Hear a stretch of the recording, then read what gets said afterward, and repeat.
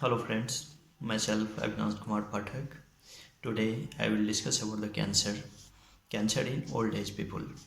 Old age में cancer के क्या क्या ट्रीटमेंट हो सकते हैं, उसके सर्वाइवल रेट्स क्या हैं, उसके केमोथेरेपी में क्या क्या हो सकता है, जो ट्रीटमेंट हम प्रोवाइड करते हैं उनको, और प्रीफर्ड ट्रीटमेंट क्या हो सकती है उनका। तो सबसे पहले हम ये जानते हैं कि कौन कौन से कैंसर होते हैं जो ओल्ड एज पीपल में मोस्ट कॉमन होते हैं।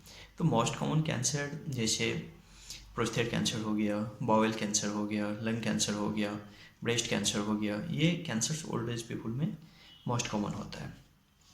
अब सबसे बड़ी बात है कि ओल्ड एज की ट्रीटमेंट कैसे कर सकते हैं हम। तो ट्रीटमेंट की जब हम बात करेंगे तो सबसे पहले मुझे जानना होगा कि चूँकि ओल्ड एज हैं तो बहुत सारी कॉम्प्लिकेशंस होती है। मोस्टली आफ्टर 40 ईयर बहुत सारे डिजीज़ स्टार्ट होते हैं। तो उस केस में जो ओल्ड एज पीपल होते हैं, लोग होते हैं, उनको जैसे डायबिटीज़ हो गया, हार्ट की प्रॉब्लम्स होती है, बहुत सारे लोगों को किडनी की समस्या होती है। तो ऐसे केस में ट्रीटमेंट करना थोड़ी सी चैलेंजिंग हो जाती है with respect to younger people. Younger people में हम हाई एग्रेसिव ट्रीटमेंट दे सकते हैं, लेकिन ओल्ड एज पीपल में एग्रेसिव ट्रीटमेंट नहीं होगा, क्योंकि उनके और जो भी कॉम्प्लिकेशंस हैं उस कॉम्प्लिकेशंस को मुझे नोट करने होते हैं, उस हिसाब से ट्रीटमेंट देना पड़ता है। तो इसलिए ओल्ड एज पीपल में ये ट्रीटमेंट चैलेंजिंग हो जाते हैं।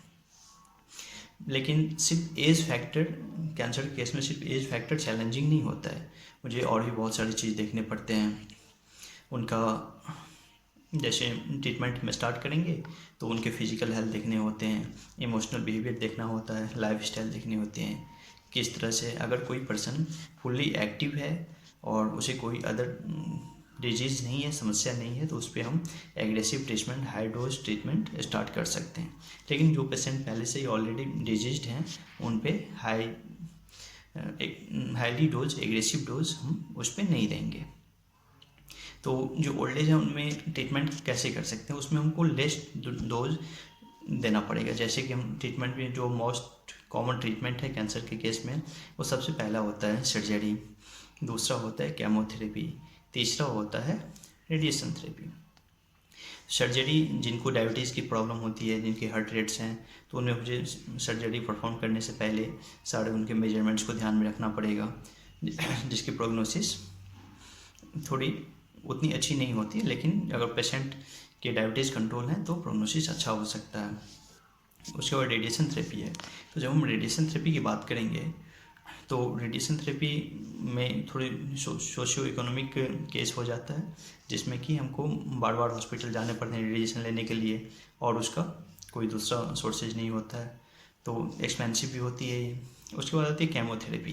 केमोथेरेपी के केस में हम पेशेंट को केमोथेरेपी देते हैं, तो उसका ओल्ड एज में केमोथेरेपी के बहुत सारे साइड इफ़ेक्ट्स देखने को मिलते हैं। साइड इफ़ेक्ट हो जाएंगे फिजिकल, जैसे किसी को केमो दे रहे हैं तो उसके फिजिकल प्रॉब्लम आ सकते हैं, मान लो कोई सेल या कोई नर्व डैमेज हो गया केमो देते वक्त, ठीक है, ऐसा कुछ अगर सीन हुई तो पेशेंट के फिजिकल डैमेज हो सकते हैं। फिर पेशेंट के न्यूरोलॉजिकल डैमेज हो सकता है। पेशेंट का ड्यूरिंग केमो आरबीसी, जो रेड ब्लड कॉर्पस्कल्स होते हैं हमारे बॉडी में, जो ब्लड के अंदर में ब्लड फॉर्मिंग सेल्स होता है, वो कम हो जाते हैं। उसके बाद उनको डाइजेस्टिव प्रॉब्लम होने लगती है केमोथेरेपी के दौरान, उनको न्यूरोलॉजिकल सिस्टम डिसऑर्डर होने लगते हैं। ये सब साइड इफ़ेक्ट्स है केमोथेरेपी के, इसलिए हमें डोज फिक्स करना पड़ता है। ओल्ड एज में उनके कॉम्प्लिकेशंस को नोट रखने पड़ते हैं कि उनका क्या कॉम्प्लिकेशंस है। इस टाइप से हम उनको ट्रीट कर सकते हैं। जहाँ तक सर्वाइवल रेट की बात आती है, सर्वाइवल रेट पर 1000 पीपल 2151, ये डाटा जो प्रीवियस कुछ रिसर्च आर्टिकल में आए हुए हैं, ये डाटा है कि जो इंसिडेंस रेशियो है वो 2151 पर 1 लाख पीपल, ये इंसिडेंस रेशियो है। मोस्टली प्रत्येक कैंसर के केस में 60% पीपल जो कैंसर्स होते हैं वो मोर देन 65 एजेड होते हैं।